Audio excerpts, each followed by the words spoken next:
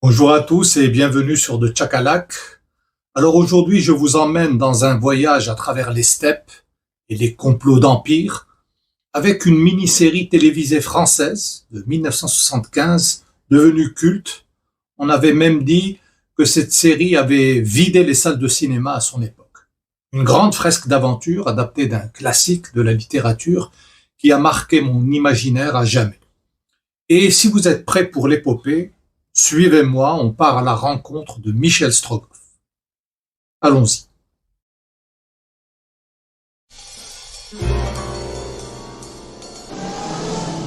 Ici 45-17, bien reçu, terminé. Vas-y, allez, fais-moi plaisir.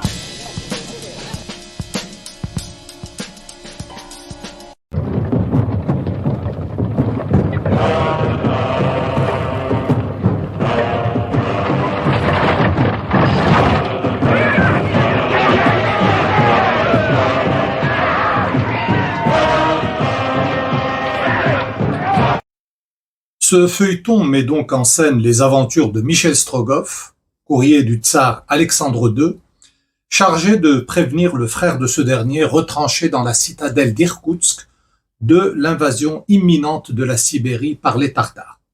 On ne peut tolérer que ce genre d'agitation devienne générale. J'enlèverai autant de chevaux qu'il le faudra. Il t'accréditera auprès du grand-duc. Ne le montre à personne. Michel Strogoff, le courrier du tsar, le fameux roman de Jules Verne, a été plusieurs fois adapté aussi bien pour le théâtre que pour le cinéma ou la télévision. En ces années 70, le petit écran nous comblait de joie en nous présentant d'autres adaptations du même auteur, comme 2 ans de vacances ou L'île mystérieuse avec Omar Sharif dans le rôle du capitaine Nemo. Mais c'était celle de Michel Strogoff qui m'avait le plus marqué. Une série qui sent bon la tartine du goûter après la sortie de l'école et bien sûr l'aventure.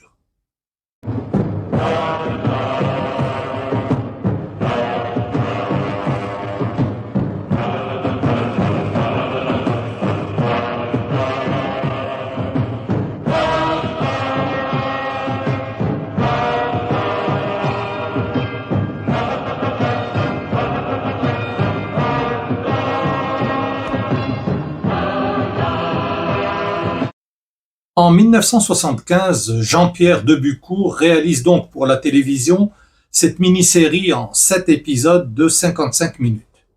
D'emblée, avec le générique du début, on était propulsé dans l'ambiance du roman.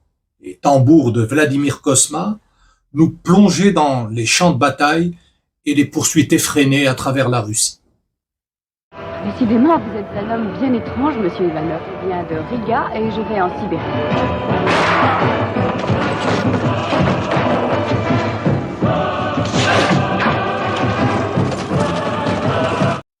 Des noms résonnent encore dans mes souvenirs. Ivan Ogarev, le traître balafré et son amante Sangar, Féofar Khan, le tartare assoiffé de pouvoir, et la belle et douce Nadia. Et bien sûr, Blount et Jolivet, les 2 journalistes agents secrets, qui amènent un peu d'humour à cette aventure sauvage et trépidante. Et bien évidemment, il y avait Michel Strogoff, le vaillant courrier du tsar, l'homme qui se bat contre l'ennemi avec le même courage que quand il terrasse un ours à main nue.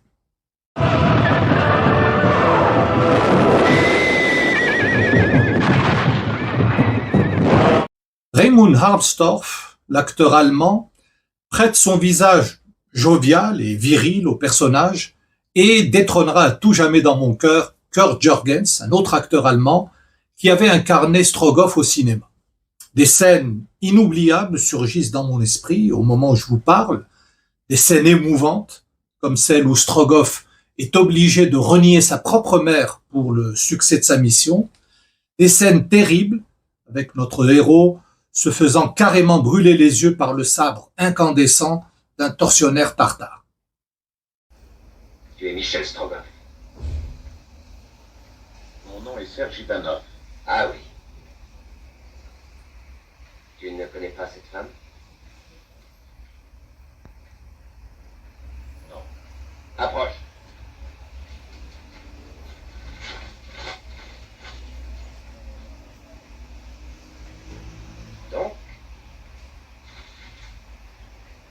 femme t'est indifférente.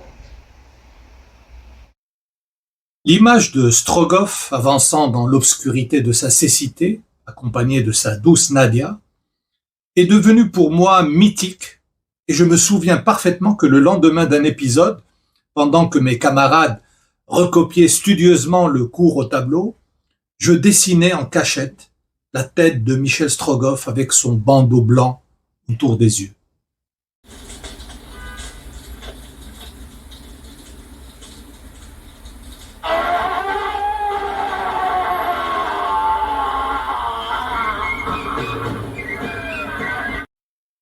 Avant de nous dire au revoir, je tiens à vous montrer l'édition en format physique que je possède de cette mini-série ou de ce feuilleton.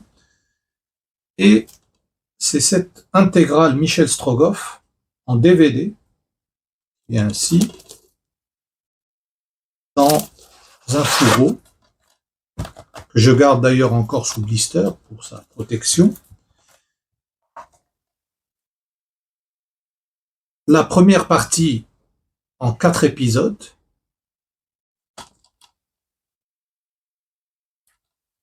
avec le disque sérigraphié. La deuxième partie en 3 épisodes, Michel Strogoff, le traître Ivan Ogarev, et le disque avec sa sérigraphie. Le DVD vient aussi avec pas mal de bonus que nous allons voir ensemble. Alors, à propos de Jules Verne, filmographie et biographie de Raymond Harmstorff, filmographie de Lorenza Guerrieri, filmographie de Jean-Pierre Decour, biographie de Vladimir Cosma, la magnifique partition de Vladimir Cosma, Michel Strogoff au cinéma et diaporama du chapitrage. Donc une édition assez complète, bien que j'espère qu'un jour on sortira ce feuilleton, cette mini-série en Blu-ray pour une qualité d'image supérieure.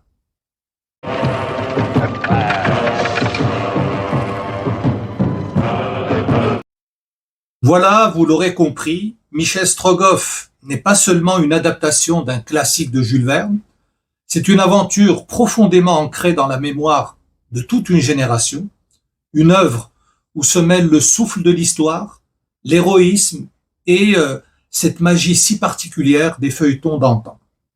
Si comme moi vous avez vibré au rythme des tambours de Cosma, frissonné devant les aventures trépidantes de Strogoff, ou rêvé de parcourir les steppes en quête de justice, n'hésitez pas à partager vos souvenirs en commentaire. Et surtout, si ce genre de vidéo vous plaît, pensez à vous abonner, à liker, à activer la cloche pour ne rien rater. À très bientôt sur The Chakalak, la chaîne de celles et ceux qui aiment le cinéma et qui savent à quel point les images du passé peuvent marquer toute une vie. Das Vidania.